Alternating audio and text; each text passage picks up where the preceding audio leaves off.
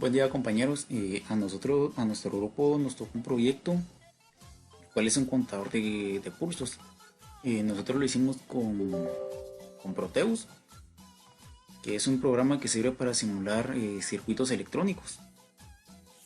Como se puede ver, acá pues está lo que es el circuito elaborado. Esto cuenta con diferentes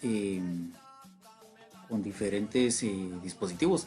Podemos encontrar lo que son integrados, que son un 74LS47, un 74LS90, lo que son dos display de 7 segmentos de ánodo común, lo que son resistencias, botones push normalmente abiertos y lo que es un voltaje. Cuando le damos al momento de simular y después nos tira en cero. Al momento de que nosotros lo pulsamos una vez a 1 y así sucesivamente hasta llegar al 99. Como podemos ver acá ya pasó al 11, 12, 13, 14, 15 y hasta el 99. Cuando nosotros le presionamos este botón de arriba, es el reset. Este reset nos vuelve a hacer otra vez, a regresar nuevamente al botón de cero.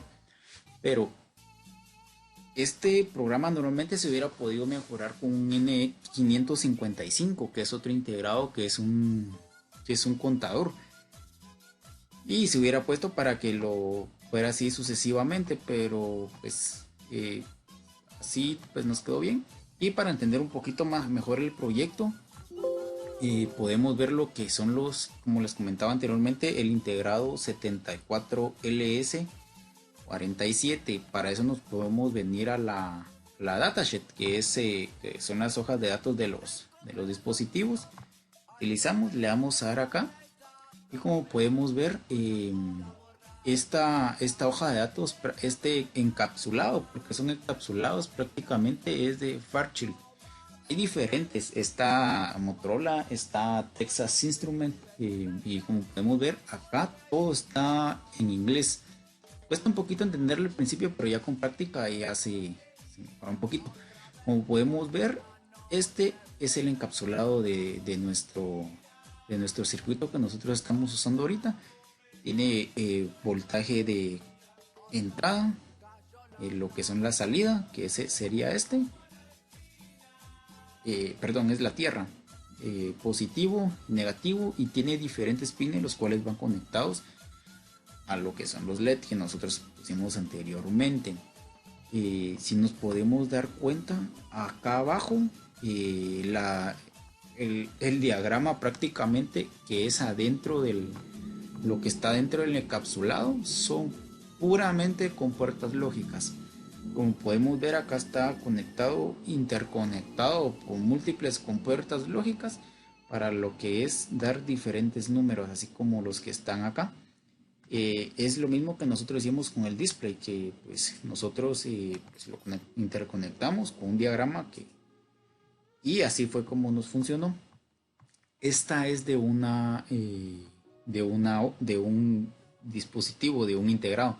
Como podemos ver en la hoja de datos, pues aparecen los voltajes a los que trabaja, los voltajes del mínimo, el máximo, el amperaje y todo lo que se debe saber sobre la hoja sobre el circuito. Y como podemos ver, pues acá está el encapsulado que nos muestra cómo es que está físicamente hecho el integrado.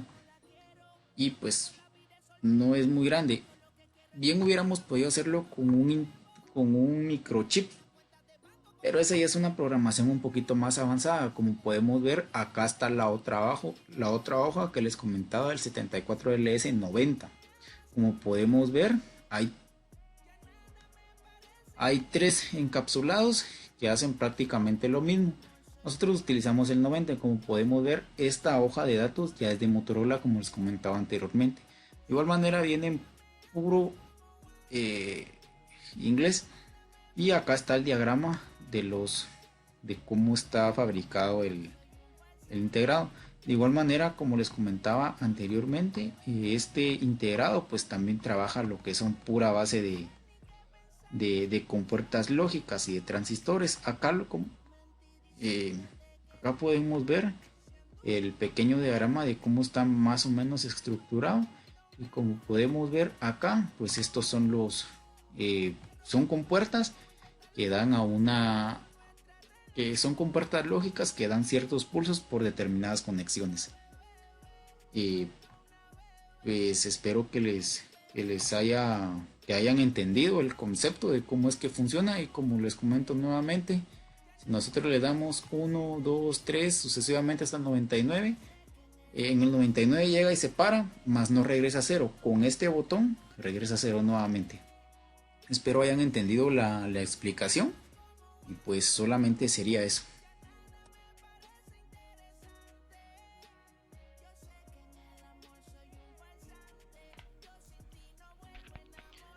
Buenas noches, mi nombre es Jorge Luis Mexicanos y yo les explicaré qué es un display de 7 segmentos. Un display de 7 segmentos es un dispositivo electrónico que permite representar números del 0 al 9. El funcionamiento es bastante sencillo a nivel conceptual, ya que tiene 7 LEDs independientes, los cuales se encenderán unos o se apagarán otros dependiendo qué número quiera representar. Por ejemplo, si quisieran representar el número 1, se encendería el LED B y el LED C. Si quisieran representar el número 3, por ejemplo, se encendería el A, B, C, G y D, etcétera, etcétera, con el resto de números del 0 al 9. De estos displays de 7 segmentos hay de dos tipos, están los de ánodo común y los de cátodo común. Para entender esto, primero debemos entender el funcionamiento básico de un LED. Un diodo LED se representa de esta forma, y un diodo LED tiene una polaridad, ya que si se conecta con la polaridad inversa, no encenderá. Entonces, para entender esto debemos entender que un diodo LED tiene una parte que se llama un ánodo y otra parte que se llama un cátodo, en la cual se conectará a una fuente de voltaje que en este caso será de 5 voltios, en la cual el positivo siempre irá en la parte del ánodo y el negativo irá a una resistencia, y de la resistencia irá a la parte del cátodo. Esa es la polaridad para que el LED pueda brillar. Entonces, ya teniendo en mente esto, podemos entender a qué se refiere cuando habla de display de cátodo común y de ánodo común.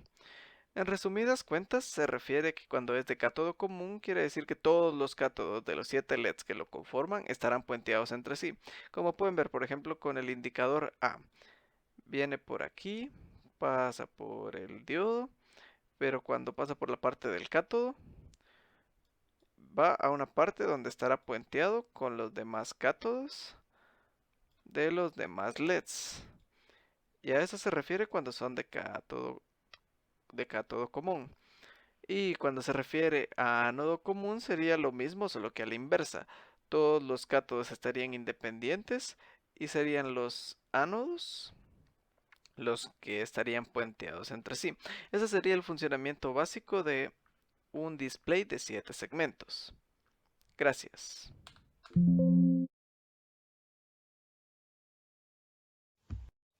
La tensión eléctrica, o también denominada voltaje, es una magnitud física que cuantifica la diferencia de potencial eléctrico entre dos puntos. También se puede definir como el trabajo por unidad de carga ejercido por el campo eléctrico sobre una partícula cargada para moverla entre dos posiciones determinadas.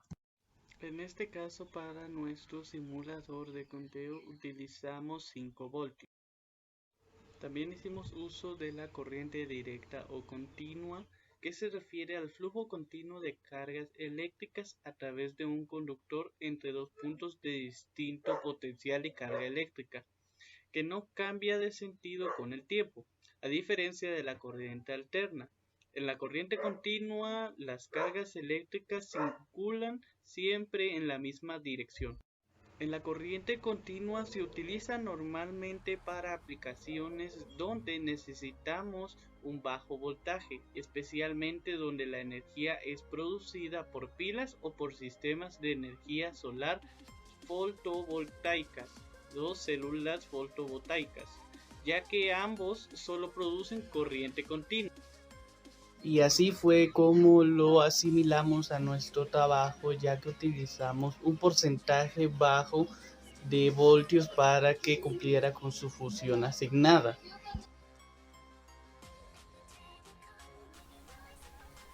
Uno de los componentes importantes en un circuito electrónico es una resistencia. En sí una resistencia es una medida de posición al flujo de corriente de un circuito eléctrico. Esta se mide en ohmios. Una resistencia es en sí algo que se opone a la corriente. Todos los materiales tienen resistencia a la corriente en mayor o menor cantidad. Dependiendo de cuáles sean, se distribuyen en conductores o aislantes. Un conductor tiene muy poca resistencia, en donde los electrones se pueden mover fácilmente, por ejemplo la plata, el cobre, el oro, el aluminio, y los materiales aislantes, que son los que representan alta resistencia y restringen el flujo de electrones, como lo son la goma, el papel, el vidrio y el plástico. Cuanto mayor es la resistencia, menor será el flujo de corriente, y cuanto menor sea la resistencia, será mayor el flujo de corriente. Por ejemplo, hay algo que se llama la pérdida de voltaje en un circuito eléctrico, que dependiendo la distancia, el grosor del cable, se va perdiendo voltaje, y esto se debe a la resistencia que tiene el cable sobre el voltaje. Todas las resistencias son así como se muestran acá en esta imagen. Tienen colores. ¿Qué significan estos colores? Se explican acá en la tabla, que cada color tiene un factor de multiplicador que va siendo de 1, 10, 1000, 10.000, así en base 10. El más pequeño es el blanco, el más grande es el azul, que se multiplica por 1.000.000, de ohmios. Tienen algo que se llama tolerancia, que es un factor de pérdida o ganancia, que son entre 5 al 10% en resistencias que tienen muchos ohms, y de 0.1 y 0.5 cuando es una resistencia muy pequeña.